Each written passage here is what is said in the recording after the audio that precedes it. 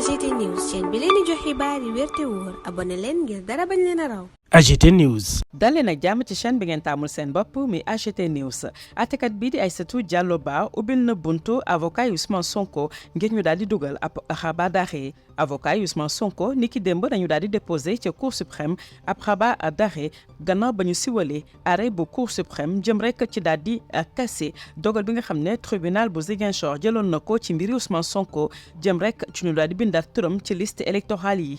rabat d'arrêt boobee dina may nag avocat yi nga xam ne ñooy layal Ousmane Sonko ñu daal di jël bopp le dossier yóbbuwaat ko ca Cour suprême xam ngeen ne dossier bi gannaaw àtteb Cour suprême dafa waroon teeree fa nga xam ne moom mooy tribunal hors classe bu Dakar. rabat d'arrêt nag fii ci réewum Sénégal ci wàllum yoon buntu la boo xam ne dañ fay jaar ngir rek daal di ubbi benn mbir boo xam ne dañ ko àtte ba noppi waaye nag ñu gis ne am na ay rëq-rëq ci procédure yi te loole nag jógee ci partie bi nga xam ne mooy requérante bi. doxalinu avocat yi layol Ousmane Sonko mooy ne rek dañu bëggaat ñu daal di càmbar dogal bi nga xam ne Cour suprême jël na ko ngir rek ñu daal di radier Ousmane Sonko ci liste électorale yi. vice de forme bi nga xamante ne avocat yi di layool Ousmane Sonko mi jiite woon parti Pastef bi nga xam ne dañ koo tasar mu ngi tukkee nag ci àttekat bii di Aïssatou Diallo Ba mi nga xam ne dafa lànk ne du xaatim arrêt ba tukkee ca Cour suprême. AGT News. Déthié Fall président bu PRP di candidat Déthié Fall 2024 samp ndëndam ci élection présidentielle bu 2024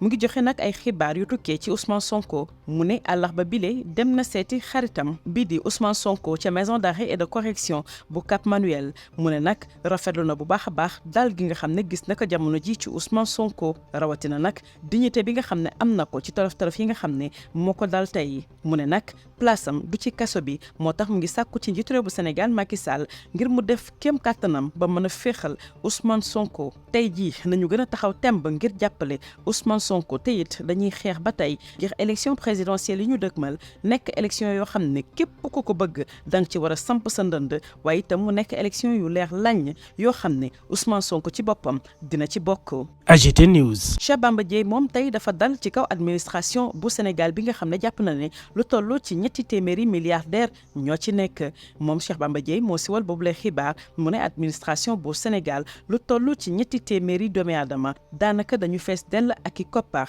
njiital FSD/BJ nekkit candidat ci élection présidentielle bu 2024 moo siwal bile xibaar ci waxtaan woo xam ne séq na ko ak sunuy naataango yu Walfadjri moom mi nga xam ne jëwriñ la woon ay jamono jël na bëtam teg ko ci agent des régies financières muy waa DGID Trésor douane ak yeneen bérébu liggéeykaay yi bokk na ci itam waa ministère de l'économie et des finances mu ni banque yi nekk ci réewum Sénégal xam nañu bu baax a baax ñi muy junju ki ci jiitu rek salaire am gën caa néew toll na ci ñetti millions ak genn wàll ci sunuy koppar loolu nag jafe-jafe bu rëy la mu ne nag jar na ñu daal di taxawal ab corps boo xam ne dafay saytu ñii di fonctionnaires yi ak it koppar yi nga xam ne moom nañuy yor rawatina jamono bi nga xam ne dañu soobu ci wàllum politique.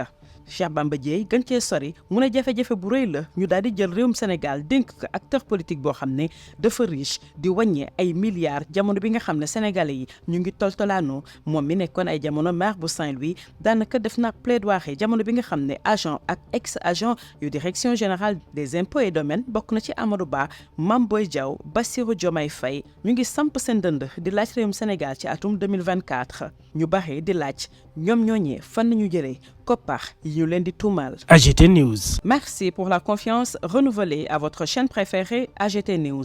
La juge Aïssatou Diallo Ba ouvre la voie du rabat d'arrêt aux avocats de Sonko. Les avocats d'Ousmane Sonko ont déposé mardi à la Cour suprême un rabat d'arrêt après la publication de l'arrêt de la Cour suprême cassant la décision du tribunal de Ziguinchor qui avait ordonné la réintégration du maire de Ziguinchor Ousmane Sonko sur les listes électorales. Ce rabat d'arrêt permettra aux avocats de Sonko de retourner le dossier à la Cour suprême alors qu'il devrait atterrir au tribunal hors classe de Dakar.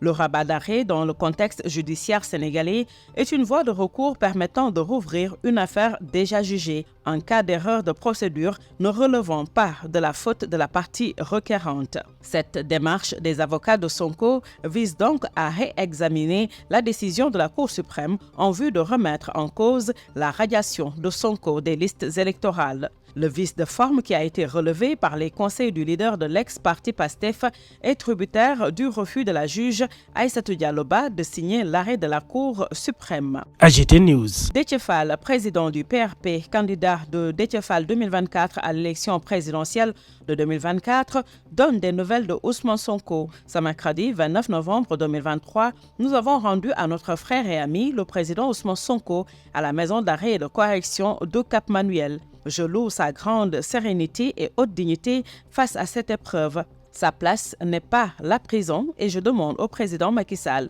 d'œuvrer immédiatement à sa libération. Nous lui réitérons notre total et indéfectible soutien et militons pour une élection présidentielle inclusive et transparente qui verra la participation de tous, dont le président Ousmane Sonko. AGT News. Cheikh Bamba Dièye, l'administration compterait 300 milliardaires.